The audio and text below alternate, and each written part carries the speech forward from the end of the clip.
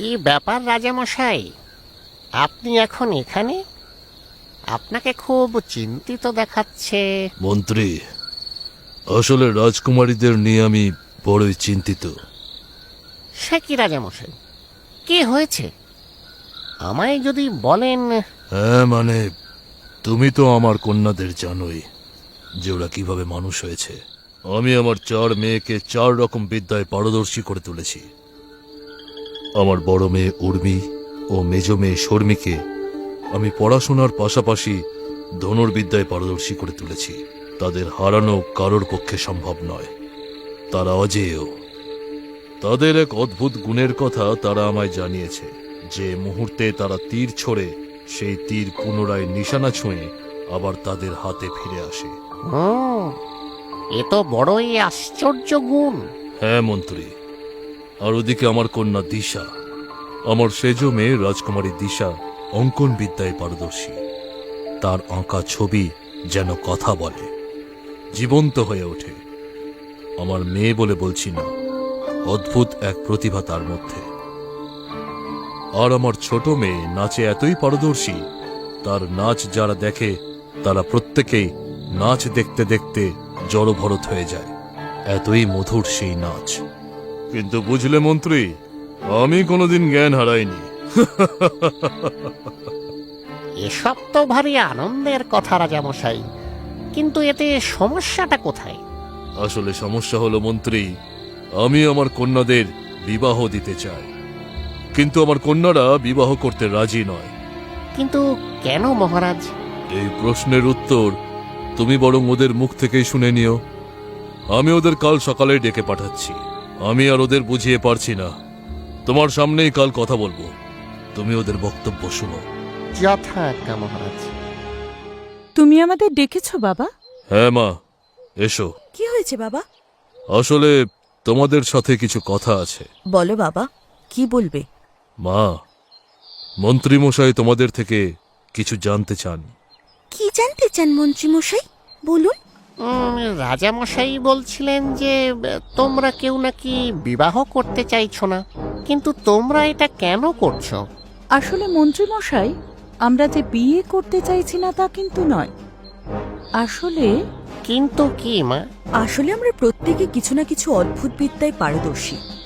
কোনো দক্ষ সুপুরুষ যদি আমাদের মতো একই বিদ্যার অধিকারী হন বা আমাদের বিদ্যার চারিচুরি বুঝতে সক্ষম হন, তাহলেই একমাত্র আমরা বিয়ে করতে রাজি। আচ্ছা মা, সেরকম যদি কাউকে পাওয়া না যায় তাহলে কি আর তোমরা বিয়ে করবে না? না বাবা, সেরকম হলে আমরা বিয়ে করব না। দেখেছো মন্ত্রী, এ কেমন কথা বলো দেখি। আমার তো বয়স হচ্ছে, এখন যদি ওদের বিয়ে দিতে না পারি তাহলে আমি যে মরেও শান্তি পাবো না। আচ্ছা, আমি কি বলি রাজামশাই, আপনি রাজ্যে ঢেড়া পিটিয়ে রাজকুমারীদের স্বয়ম্বরের ঘোষণা করুন। বেশ, তাই হোক মন্ত্রী। তুমি আজই রাজ্যে ঢেড়া পিটিয়ে দাও, আয়োজন হোক স্বয়ম্বরের। তারপর রাজার ঘোষণা শুনে দূর দূরান্ত থেকে বহু মানুষ সেই স্বয়ম্বরে অংশ নিতে আসে, কিন্তু রাজকুমারীদের তো কাউকেই মনে ধরে না। ছোট রাজকুমারীর ক্ষেত্রেও একই ঘটনা ঘটল। তার নাচ দেখতে দেখতে এক ভিন দেশের রাজকুমার ঘুমে ঢলে পড়ল। তখন রাজকন্যা তার নাচ থামিয়ে রাজামশাইয়ের দিকে তাকিয়ে ঘাড় নেড়ে না বলল।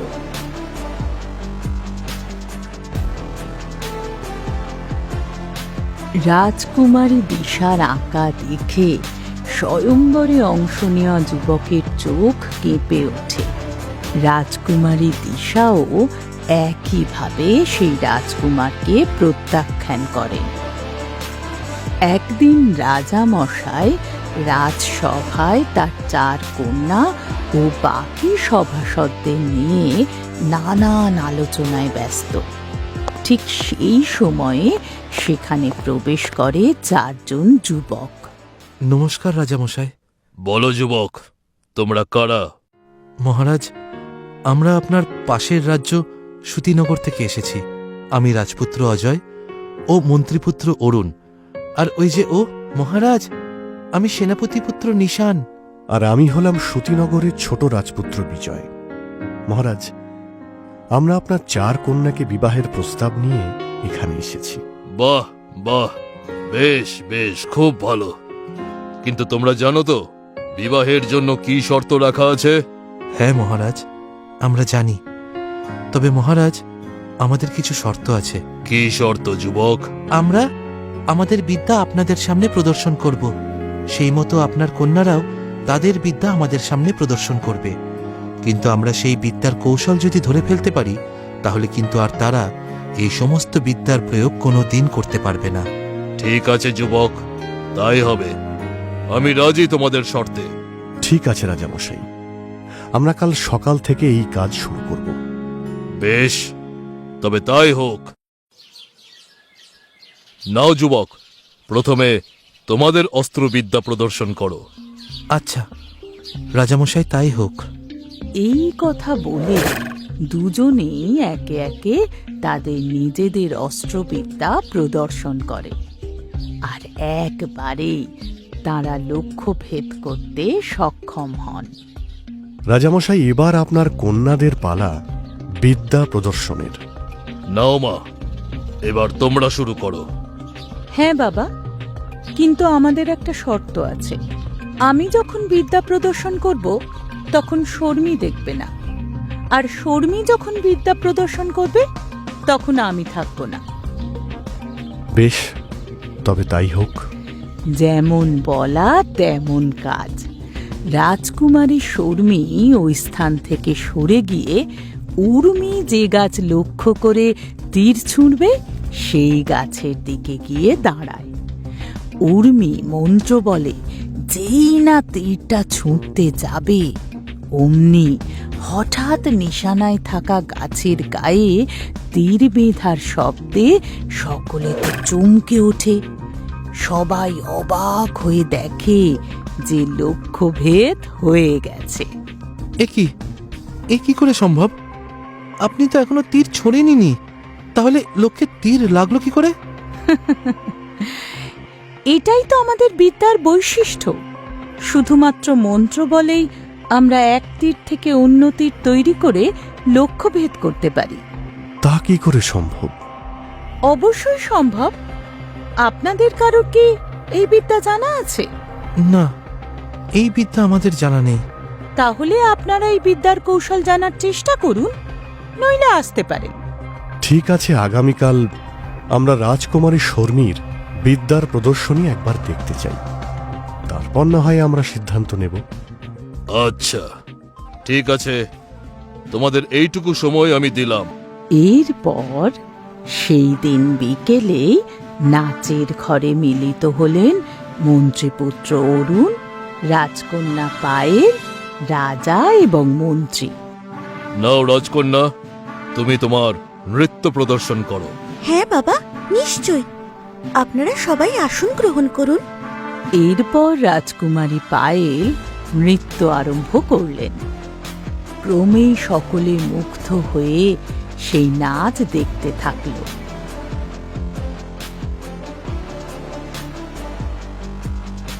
দুজন দাসী এসে সকলের হাতে একটা খাবারের থালা তুলে দিচ্ছে। সেই থালায় নানান রকম মন্ডা মিঠাই ভর্তি। মন্ত্রীপুত্র অরুণ ও বাকি সকলেই সেই থালা থেকে একটা করে মিষ্টি তুলে মুখে দেয়। তারপর রাজকন্যার নাচের গতি আরো বেড়ে যায়। ক্রমশ মন্ত্রীপুত্র অরুণ ঘুমে ঢুলে পড়েন। সেই দেখে রাজকন্যা নিজের নাচ থামিয়ে দেন। দেখো বাবা, মন্ত্রীপুত্রের অবস্থা দেখো। ছোট্ট সব। তাই তো দেখছি মা, আমি কাল ওর সাথে কথা বলবো। সেটা তোমার যে ঠিক মনে হয় করো, আমি বরং আমার ঘরে যাই। মা শর্মী, উর্মি কোথায়? ওই যে বাবা, আমি যখন যুদ্ধবিদ্যা প্রদর্শন করি তখন ও থাকে না, আবার ও যখন অস্ত্রবিদ্যা দেখায় তখন আমি থাকি না। আপনারা সকলে বরং আমার দিকে তাকিয়ে থাকুন। আচ্ছা ঠিক আছে। এরপর আবার আগের দিনের মতোই সবাইকে অবাক করে রাজকুমারীর তীর ছোঁড়ার আগেই গাছে তীর বেঁধার শব্দ হয়। সকলে তো চমকে গাছের দিকে তাকায়। আগের বারের মতো এবারেও গাছে তীর বিঁধল কি করে? ওটাই তো আসল বিদ্যা বলতে পারেন। বুঝলে বুঝুন, না বুঝলে নিজের রাজ্যে ফিরে যান কুমার। কুমার, তোমরা তাহলে কি ঠিক করলে? মহারাজ, আমরা আর একদিন সময় নিতে চাই, তারপরেই যা বলার আমরা বলব। বেশ, তোমরা বলছো যখন, দিলাম সময়, দেখো কি করতে পারো। এবার রাজকুমারী দিশা তার আঁকার ঘরে আঁকা শুরু করে, কিন্তু তারপরেই হঠাৎ যেন রাজকুমারীর আঁকা ছবি কেঁপে ওঠে। ছবিটা যেন জ্যান্ত হয়ে ওঠে। সকলেই তো অবাক হয়ে যায়, কিন্তু কেউ কিছুই বুঝে উঠতে পারে না। কি আশ্চর্য! এটা কি করে সম্ভব? হ্যাঁ, এখানেই তো আমি বাকি সবার থেকে আলাদা। এটা আমার দীর্ঘদিনের সাধনা, আমার গুরুদেবের শিক্ষা। কি বলবে যুবক? মহারাজ, আমিও একদিন সময় চাই। একদিন পর আমি আপনাকে জানাবো।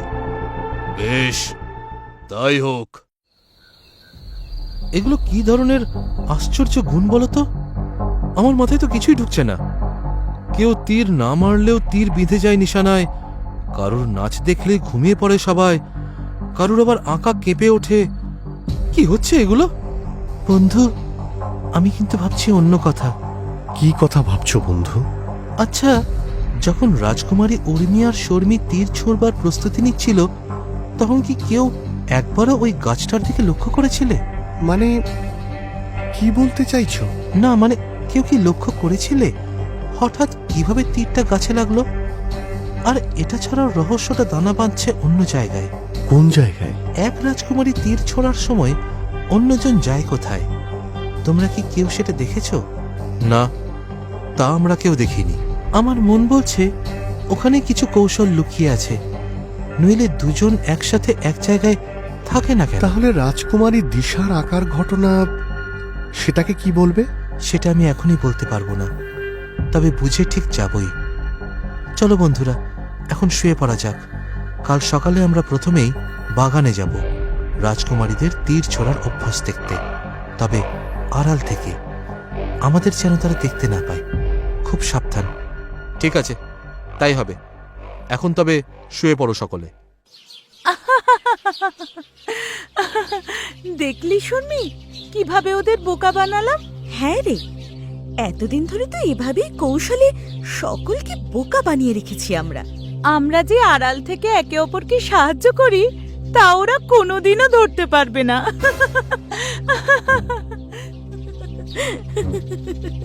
পায়েল, আমার মনে হয় না আর কোনো যুবক আমাদের বিয়ের জন্য আসবে বলে। আমরা যেভাবে সকলকে ঘোল খাওয়াচ্ছি। সত্যি, আমার নাচ দেখে যে কেউ অজ্ঞান হয়ে যাবে এমন নাচ আমি করিই না, তাই না? কিন্তু সব গুণ ওই মন্ডা মিঠাইয়ের। আর আমার কথাটা একবার বল, ছবি কাঁপিয়ে দিই মন্ত্র বলে।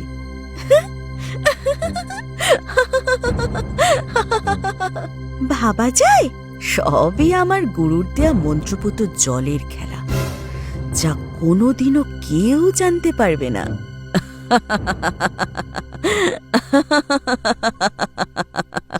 রাজপুত্রদের অনুরোধে আবার শুরু হয় অস্ত্রবিদ্যা প্রদর্শন। চলুন মহারাজ, তাহলে শুরু করা যাক। এরপরে রাজকন্যা উর্মি ধনুক নিয়ে তীর ছোঁড়ার জন্য প্রস্তুত হয়। ক্রমাগত চোখ বুজে মন্ত্র পড়ছে রাজকন্যা উর্মি, কিন্তু কোনোভাবেই তার তীর ধনুক থেকে বেরিয়ে লক্ষ্যভেদ করতে পারছে না।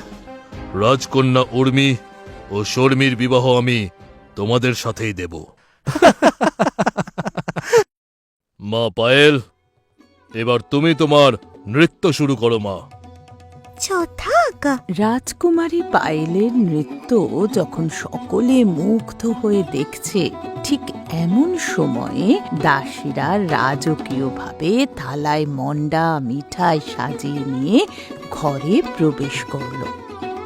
সকলে তো সেই মিষ্টি খেলো, কিন্তু এবারে বহুক্ষণ ধরে সেই নৃত্য দেখার পরেও কেউ ঘুমোল না।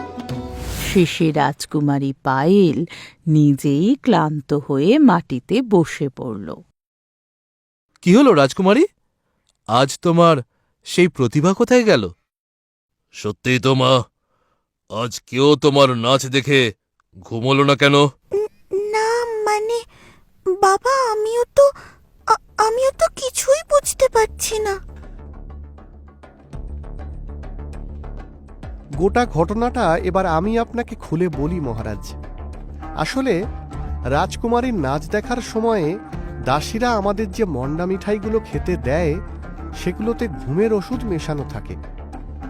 এক্ষেত্রে রাজকুমারীর নাচের কিন্তু কোনো অবদান নেই মহারাজ, সব কেরামতি ওই ঘুমের ওষুধের। কিন্তু দুর্ভাগ্যবশত আজ আমার তলোয়ারের ভয়ে কোনো কারসাজি দাসীরা করে উঠতে পারেনি, তাই আপনারাও কেউ ঘুমোননি। কি তাই তো দাসী? আজ্ঞে। সে কি কথা? এ কথা কি সত্য পায়েল? হ্যাঁ বাবা, এ কথা সত্য। ছি ছি ছি ছি ছি ছি, তোমাদের জন্য আজ আমার মাথা হেঁট হয়ে গেল। আমার ভাবতেও লজ্জা করছে। ছি। তাহলে মহারাজ, রাজকুমারী পায়েলের রহস্য আমি সমাধান করে দিলাম। বাকি রইল শুধু রাজকুমারী দিশা, সেটাও আমরা কাল সকালে সমাধান করে দেব।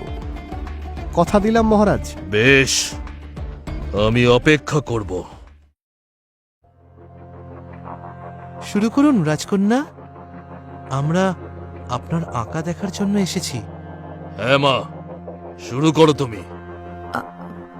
আজ্ঞে।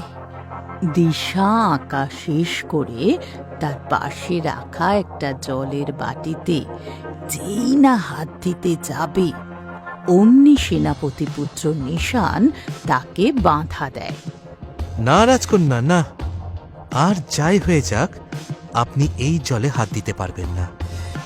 আমরা বুঝতে পেরেছি ওই জলেই কোনো শক্তি আছে, যা আপনার আঁকার উপর ছিটিয়ে দিলেই আপনার আঁকা কেঁপে ওঠে। বলো মা, এ কথাও কি সত্যি?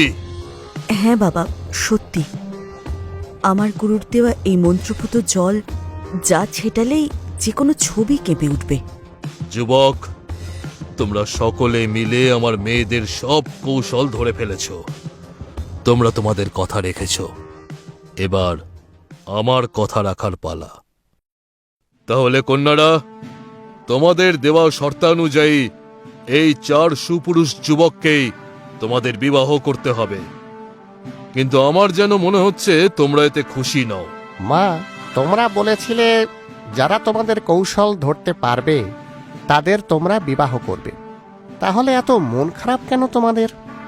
আসলে আমরা বিবাহ করতেই চাই না, আর সেই জন্যেই এতদিন ধরে যারা এসেছে তাদের সবাইকে আমরা এই অদ্ভুত বিদ্যা দেখিয়ে বোকা বানাতাম।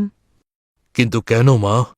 আসলে বাবা, আমরা কোনোদিন তোমাকে ছেড়ে যেতে চাইনি, কারণ মা চলে যাবার পর তুমি যেভাবে আমাদের আগলে রেখেছিলে, তাতে আমাদের মায়ের অভাব কোনো দিন বুঝতে দাওনি।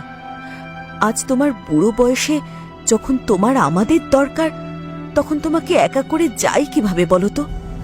শোনো, মেয়েদের কথা শোনো। মায়েরা, তোমরা ভালো থাকলে যে আমি ভালো থাকব।